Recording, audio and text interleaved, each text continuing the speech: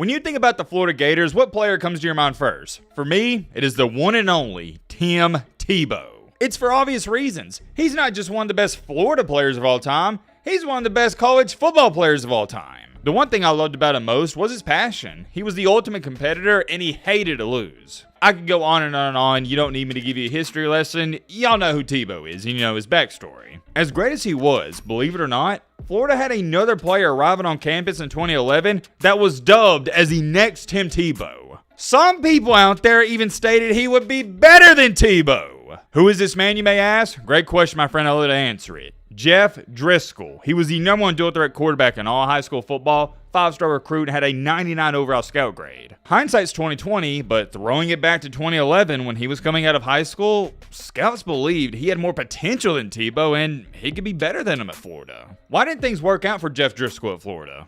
There's many reasons for that. And I'm going to tell you up front and early on in this video, he has one of the weirder stories you're ever going to come across in the sports world. He had a lot of ups, and he had a lot of downs. The fan base was harsh on him. At one point in time, they even created a thread on Reddit talking about how bad he's been playing. If that wasn't enough for you, how about this? At one point in time in Driskel's career, he switched over to tight end, then back to quarterback. There's many questions people have been asked about this guy even to this day. But however, it all circles back to the one. I mean the one big question we're going to try to get to the bottom of in today's video. What really happened to Jeff Driskel?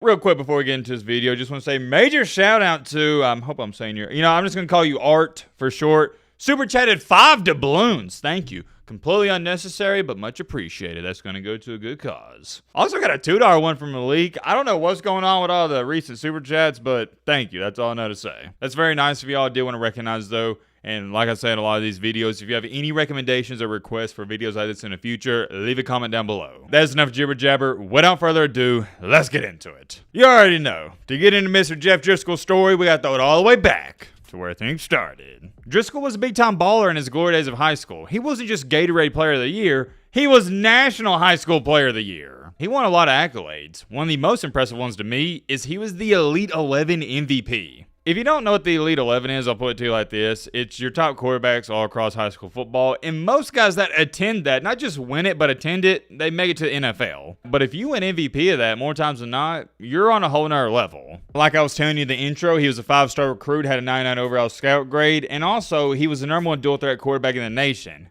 Guess who he was ranked ahead? Braxton Miller from the Ohio State. Driskel would commit and sign with Florida, and this is when people were dubbing him, not me, but the fans and media, as the quote-unquote next Tim Tebow. We see this happen in sports all the time. The greatest example I can give you is Michael Jordan. As soon as Jordan retired, what is everybody looking for? The next Michael Jordan. You start looking at guys like Kobe Bryant, LeBron James, and I remember Andrew Wiggins. When he was coming out of high school, everybody's like, oh yeah, he's the next Jordan or LeBron. That's a different conversation for a different day. And speaking of basketball, I'd like to make some basketball story videos. Let me know if y'all be interested in that. But like I was saying, with Florida being fresh off of the Tim Tebow campaign, what are fans yearning for? Another Tebow. You're looking for the next chosen one. The problem with that is guys like Tim Tebow only come around once every 50 years. You're not going to find guys like Tebow every 4 to 6 years. However, Florida fans, they thought they might have found another. In 2011, he wouldn't play much, but in 2012, this was his first year as the starting quarterback. And he would start out this season really good. He led Florida to 7 straight wins. They started out 2012 7-0. One of his best games during his sophomore campaign was against Tennessee. They won 37-20. He was 14 for 20, 200 passing yards, 2 touchdowns, QBR of 85.1. He took care of the ball real nicely. But here's something I want you to pay attention to. They beat LSU 14-6. In this game, Driskel only attempted 12 passes, 0 touchdowns, 0 INTs, QBR 30.6.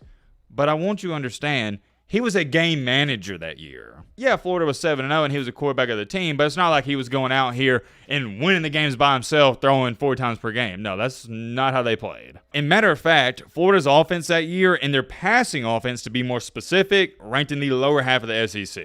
Their only loss in the regular season came to Georgia, in which Driskel didn't play so hot. 15 for 27, 0 touchdowns, 2 INTs. And even with him not playing good at all, the defense only allowed 17 points. So shout out to them. That 2012 Florida defense is one of the best ones that never gets talked about. Despite losing to Georgia, they'd clean up their act and finish the regular season undefeated from that point on and go 11-1. How about that? They made it to the All-State Sugar Bowl where they lost to Louisville, but still, regardless, 11-2, not bad, not bad. But here's one thing that I remember about Driskel when he was playing and when I was doing all my research and gathering information for this video, it came back to me.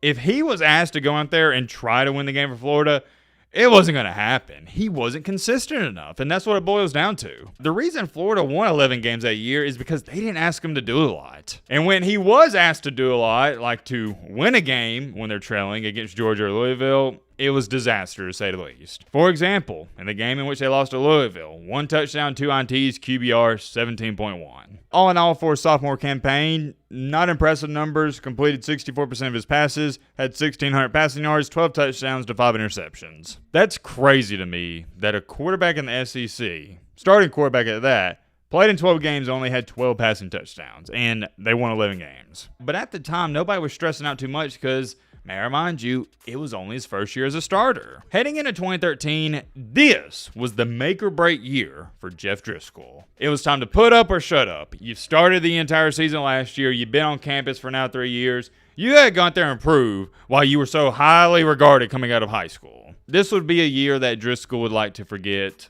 Things didn't start out so great. In the second game of the year against Miami, they lost 21-16. He went 22 for 33, 300 passing yards, 1 touchdown, 2 INTs. The following week, they played Tennessee, and this was the end of the 2013 Driskel campaign because he fractured his fibula. This sidelined him for the remainder of the season, and after starting out 4-1, Florida will lose 6 straight, it's not even 6, 7 straight games. I don't want to even bring this up for Florida fans because, gosh, so embarrassing to look at. This was the year they lost to Georgia Southern. Yeah, you don't need me to sit up here and tell you that's embarrassing. You know it. Heading into the 2014 season, Driskel would recover from that injury and return as a starter. And I hate to be the bearer of bad news, but it didn't go so well. Started out the season okay, 2-0, beat Kentucky in 3 overtimes, but then they got pounded by Alabama, where Driskel didn't even have over 100 passing yards. The offense was non-existent. Look at this completion percentage. 9 for 28, 90 yards, 2 interceptions. Terrible. Maybe one of his worst performances up to date. The following week, they'd beat Tennessee 10-9, where Driskel had not 1, not 2, but 3 interceptions. Yet again, goes back to this, they only won that game because of their defense. The struggles for Driskel, they would continue. Against LSU, where they lost 30-27, not much better. 14 for 25, 1 touchdown, 2 INTs. I hope you're starting to see the pattern here. He can't take care of the football. And what's crazy about it is he had decent arm strength, and he had all the potential in the world. He just, and this is going to be the word I use, wasn't consistent. Not just game to game, but from play to play. You didn't know which version of Jeff Driskel you was going to see. Was you going to see the version that throws a perfect 20-yard pass or the version that misses a wide receiver by 5 to 10 yards? You just didn't know. And this game was the turning point for the fan base and everyone when it comes to Driskel. Missouri. I want you to listen to this. Missouri's quarterback, Matty Mock, completed 33% of his passes, went 6 for 18, 0 touchdowns, 1 interception, and they won by 30 points. How did they win that bad? Due to Florida's offense being abysmal and all the turnovers. You see Driskel's numbers, 7 for 19, 2 interceptions, QBR, one of the lowest you're ever going to see, 4.7. Driskel was doing very bad. In the next game against Georgia, Florida would win 38-20, upsetting the Bulldogs. But I want you to take a look at this. They only attempted 6 passes, and Driskel didn't even play. He would play sparingly to end off the season. Nothing worth talking about. Florida, they would go 7-5, beating East Carolina in the bowl game. I'll show you his numbers for that 2014 season. Completed 54% of his passes. You can see it. Completion percentage down over 14%. Had 1,100 passing yards, 9 touchdowns to 10 interceptions. You didn't have to be a rocket scientist to figure out it wasn't working out at Florida. And with him getting a medical red shirt in 2013, he had 1 more year of eligibility left. Florida was ready to move on, and so was Driskel. Therefore, he transferred to Louisiana Tech. And this is where he somewhat revived his career. I know he wasn't playing the stiffest of competition, much easier than playing SEC defenses, but he put some good film out there. You know how at Florida, he was handing the ball off a lot, and anytime they asked him to pass over 30 times a game, it was a recipe for disaster? Well, at Tech, completely different story. There were very few games at Louisiana Tech where he attempted under 30 passes. Can't harp on this enough. I get it, not playing the hardest competition.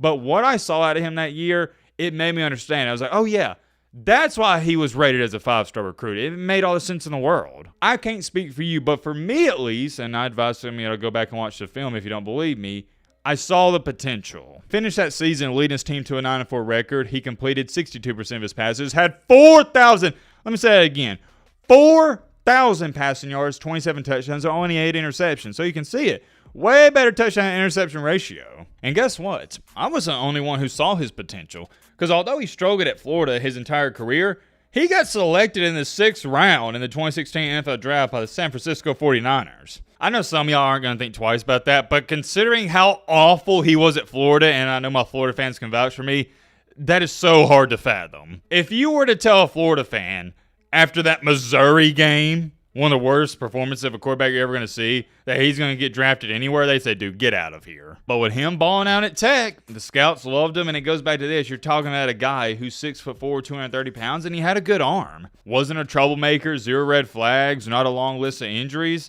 So yeah, picking him in the 6th round, it's not a bad pick. He did get waived by the 49ers, but in September 2016, he got picked up by the Cincinnati Bengals. He got injured, but on paper, he was a backup quarterback behind Alabama legend A.J. McCarron. When I say backup, let me clarify. Andy Dalton was a starter, A.J. was a backup, and then you had Driskel. He would keep working, though, keep grinding. And in 2018, he started 5 games for the Bengals. He did go 1-4, not the greatest, completed 60% of his passes, had 1,000 passing yards, 6 touchdowns, 2 interceptions. I'd say that's not too shabby. In August of 2019, he was still battling the injury bug, and he was placed on the injury reserve list where he was eventually waived. The Detroit Lions would pick him up, and ironically enough, guess who went down with an injury? Matt Stafford. Therefore, Driskel was next man up. He started 3 games for the Lions that year, didn't win a single one, completed 59% of his passes, had 4 touchdowns, 4 INTs. In March of 2020, he would sign a new 2-year deal with the Denver Broncos. And I've never seen anything like this. Another starter at the time, Drew Lock, got hurt, so next man up was, guess who? Driskel. Another opportunity. Only started 1 game for the Broncos that year, completed 55% of his passes, had 400 yards, 3 touchdowns, 2 interceptions. Anytime you hear the term bridge quarterback,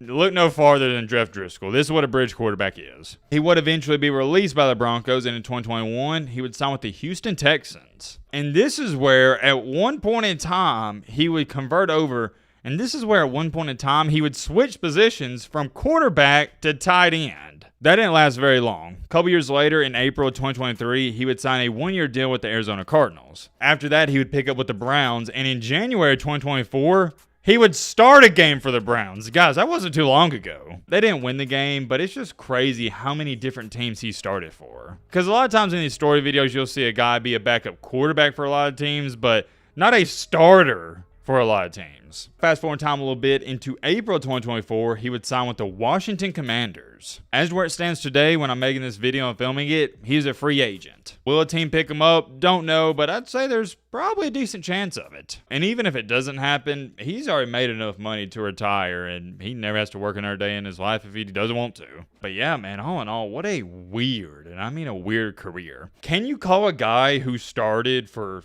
3 to 4, I lost count, was it 4 or 5 teams in the NFL a bust? I don't think so.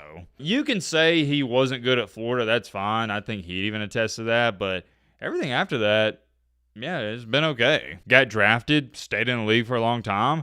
I'd label his career as a success, but that's just me. Another reason his career is so weird to me is the fact that nobody talks about him. It's just like, yeah, he quietly starts for these teams, plays a couple games, and he goes elsewhere. I don't think there's too much more to add to this video. To Jeff Driskel, if you're somehow somebody seeing this video, my brother, wish you the best of luck and hope you continue to see a lot of success moving forward. I'm curious. Let me know your thoughts down below. But